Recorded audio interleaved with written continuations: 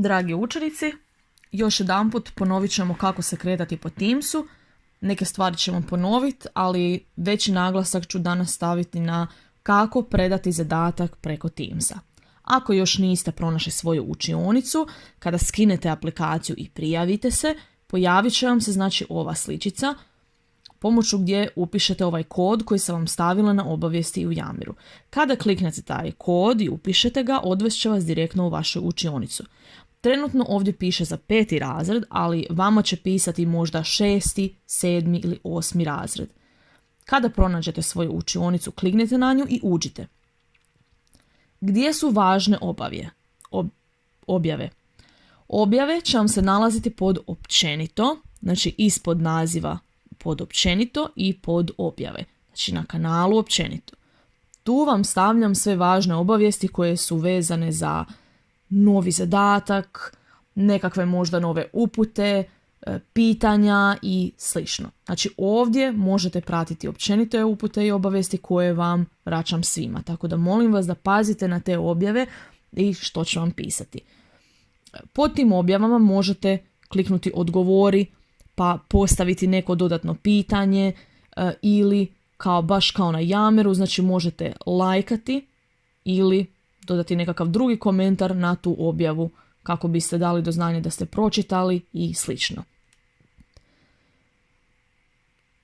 Ispod općenito nalazi se snalaženje po Teamsu, video i fotografije.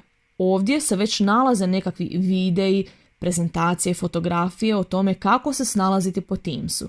Znači, ako vam nešto ne bude jasno, uvijek se možete vratiti na taj kanal snalaženje po Teamsu i podsjetiti se kako što funkcionira, gdje se što nalazi i kako predati vaš zadatak. Ovaj video će se također nalaziti ovdje pod snalaženje po Teamsu, video i fotografije. U ovoj grupi ne možete postavljati pitanja, pa se možete meni javiti direktno. Znači, ovo će biti samo za čitanje. Sad, kako do Yammer grupa? Ovdje ispod snalaženje po Teamsu nalazi se Yammer grupe. Znači, kako doći do vaših Yammer grupa? Ovdje se nalaze linkovi. Bitno je da uđete pod Yammer grupe kanal i pronađete svoj razred. Recimo 5B, 6B, 7B, svejedno.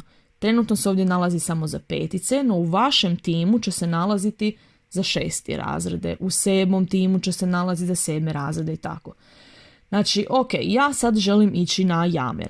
Pronađem Yammer grupe, pronađem svoj razred, kliknem na taj link i on će me direktno odvesti u moju učionicu na Yammer bez dodatnog prijavljivanja. Jer ste svi već prijavljeni u Office. Znači, ne morate ponovno ispisivati prijave i tako. Samo, znači, kliknete i on će vas odvesti direktno u vašu učionicu. Lako se vratite na Teams. Idemo malo komunikacija. Vraćamo se pod općenito. Kako komunicirati? Ovdje pronađite gdje vam piše čavrljanje.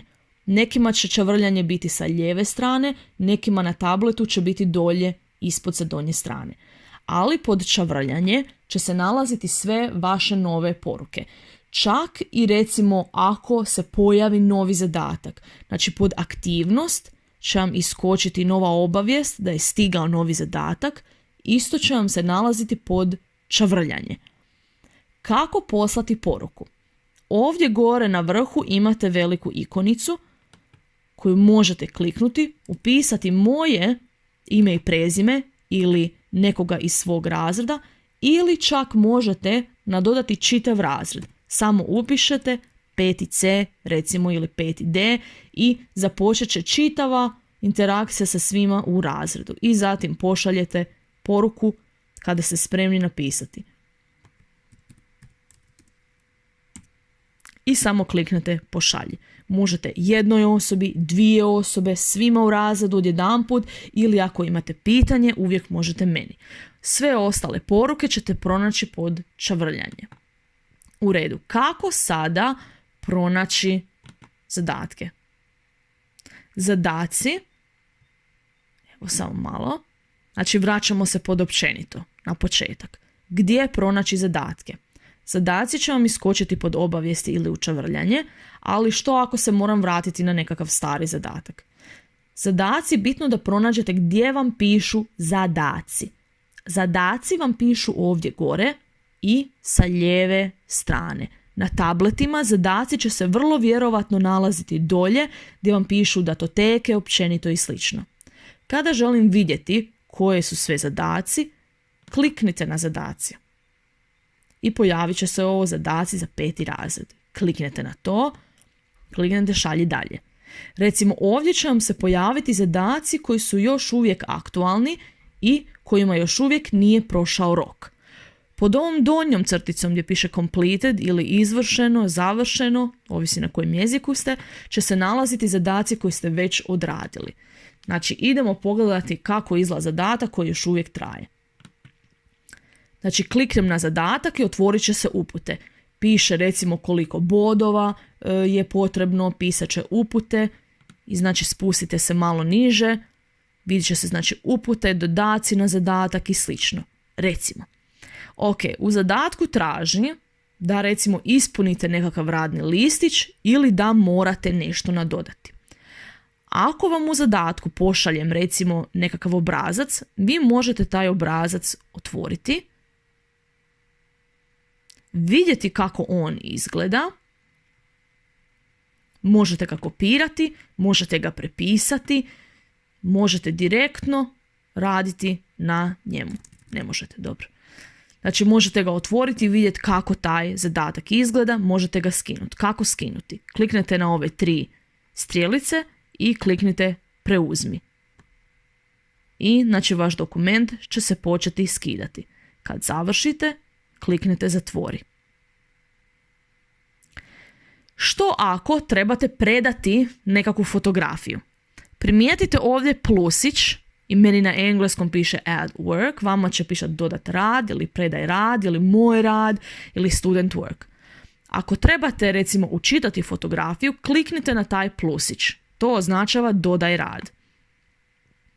Kada trebate dodati vaš rad i vašu fotografiju, možete odabrati od kud ju želite staviti.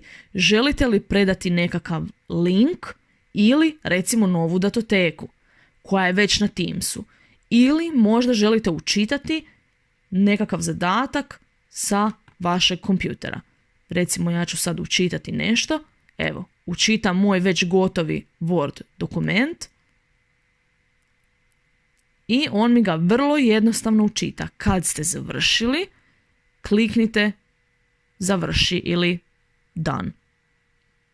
I vaš rad će biti unutra predan. Kad ste završili, možete nadodavati i prilagođavati si taj zadatak koliko god puta želite. Ponovno otvarati, brisati, prilagođavati. Bitno je da ne predate, vidimo li ovdje gore, da ne predate taj zadnji klik. Znači tek onda kad ste 100% sigurni da ste završili, morate kliknuti ovaj turn in ili predaj rad ili pošalji. Kada ste sigurni da ste gotovi i više nemate ništa na svom obrascu za napraviti, više nemate nikakvih dokumenata za nadodat, kliknete ovo turn in. Kada ste predali, to znači da je vaš zadatak predan i da je vaš zadatak završen. Možete ih ponovno se vratiti i ponovno pregledati i pronaći ćete ih ovdje pod završene, znači zadatke. Vraćamo se na timovi. Što onda kada vam ja zadatak vratim? Tu će se nalaziti obavijest pod aktivnosti, a i možete pregledati svoje radove ovdje pod ocjene. Pod ocjene će recimo pisati jesi li predao, koliko bodova si dobio, kad je predano, recimo ovo mi je već vraćeno, ovo sam tek friško predao, a ovdje sam samo zadatak pogledao i možete vidjeti broj bodova koji ste osvojili. Samo znači za sebe, ne vidite ostale učenike u razredu. Znači to je za zadatak i za predaju ocjena. Samo kao dodatna informacija, ovdje vam se nalaze datoteke i u datotekama će vam se nalaziti sve što sam vam ikad recimo poslala. Na nekakvi nastavni materijali, fotografije za pomoć preko Teamsa i tako. No da dodatno ne kompliciramo, vama je najbitnije pronaći općenito gdje su važne obavijesti, predati zadatci i čavrljanje. Znači pomoć poruke, zadaci i općenito obavijesti. A za sve ostalo možete dodatno istražiti, poslati mi poruku ili ponovno se vraćati na jedan te isti video. Znači ako imate problema i dalje, pošaljite mi poruku na ikonicu ili ponovno pustite video. Sretno svima i lijep pozdrav!